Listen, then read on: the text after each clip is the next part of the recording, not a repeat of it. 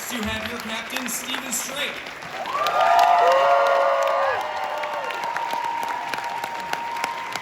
Next, the best engineer this side of series, Dom Tipper, everyone.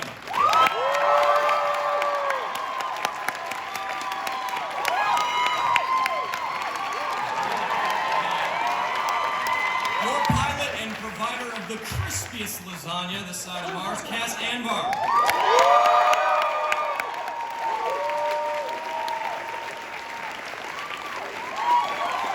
Right now, she's probably your favorite politician, real or fictional, your queen, Shorey Agashlu, everyone.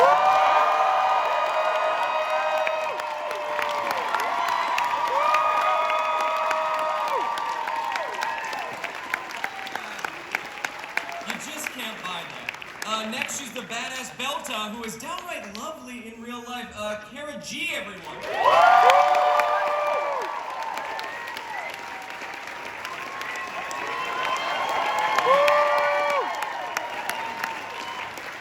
Next, we have a wonderful character actor making his way to season 4. Please welcome Bern Gorman, everyone.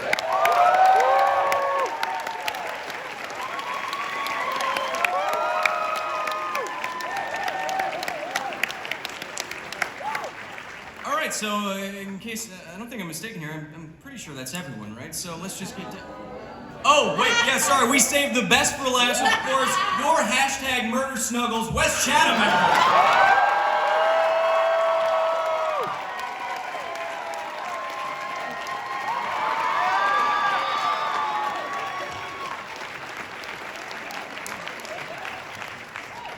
Don't be mad at me, Wes. Both Steven and I and Amazon thought that would be funny. It was great. Yeah, it was like, Dad jokes. I forgot to introduce him at San Diego Comic-Con, so yeah.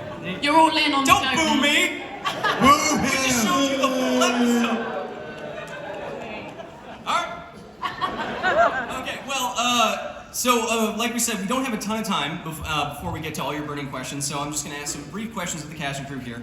First, I want to open it up to everyone on the panel. The Expanse is still flying. The fans are still here. We're going into season... How is everyone feeling? Anyway. Fab, Carl, is the answer to that. Amazing. Fucking fabulous. How are you guys feeling?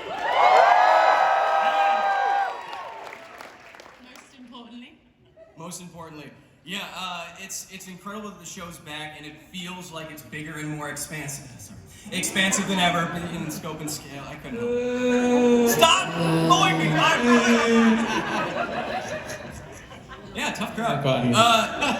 But let's start with you, Narain. I've interviewed you like 5 times now, and you're notoriously vague with me. But what's something that will really wow fans this season? I mean, if that first episode wasn't enough, which was very wow-ish, last season for me is when the Belter kid was turned into pasta sauce. What can we expect in this season?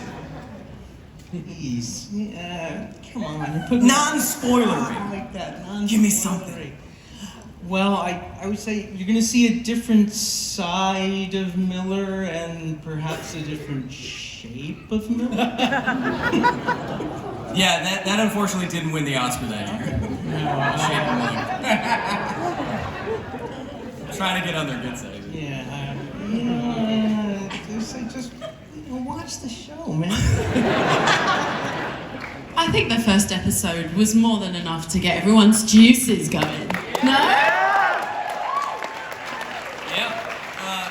And so, speaking of how everyone is working together on the show in the new season, Dom, Cass, Wes, and Steven, you're a tight crew on and off screen, which That's right. fans know and love. And for season 4, you kind of have to branch out and rely on a whole nother planet and a much more wide cast. How do you strike the balance when your characters are so close and so tight-knit and you have to kind of put yourselves out there? We just ignore everybody else in the cast. And we actually live together in Toronto in a little apartment. Yeah, we all just share to a get bed. we share a Big bed. one. Brilliant. Steven steals the covers. I mean, And yeah. Cass snores. I do snore. He has terrible morning breath as well. Who's Big Spoon? Who are? Narain's basement. So, Kara, you had some breakout performances last season, and I think you quickly become a fan favorite badass. Thank you, that's so sweet. Yeah, of course. I mean, you're killing it. I've seen the gifs to prove it. There's a lot of gifs on the internet of me. What can we expect from your character this season? Oh, well, now we can talk about it because you guys have seen that. I've got that cool little med tech on my back, so I don't have to wear the robot legs, which is, a lot lighter for me. Yeah, probably easier to move around and act. It's a little, yeah, exactly. So we've got that going on. Of course, the ring gates opening up and what that means for the Belters is a huge part of what we explore this season. Because it means something different to everyone. I think that scene between Drummer and Naomi, that's like, awkward. How they're, it's like they have different points of view and a different way of sort of approaching how the nature of the universe has changed. And I think that's going to be so cool to see how that unfolds. Indeed, sir. Indeed. Sure, we learned at the last Comic-Con, San Diego, that Amazon, I think we saw this, Amazon is giving you maybe a bit more leeway in your colorful language, let's say.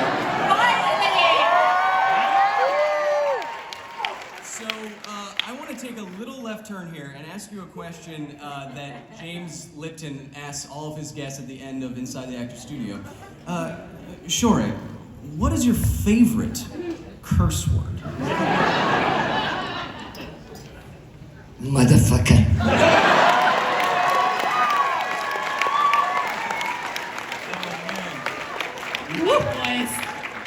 Boys. There was something on that. There was some kind of spice on that one. That's invigorating. Wow. Yeah, no, I don't have any follow-up questions. I just wanted to. Byrne, you are no stranger to great science fiction. I especially love you in Pacific Rim.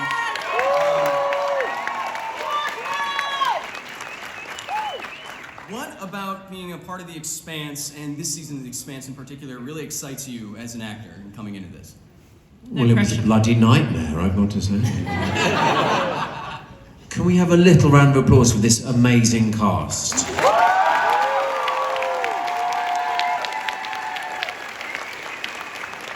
It was a huge pleasure to join them for this adventure, and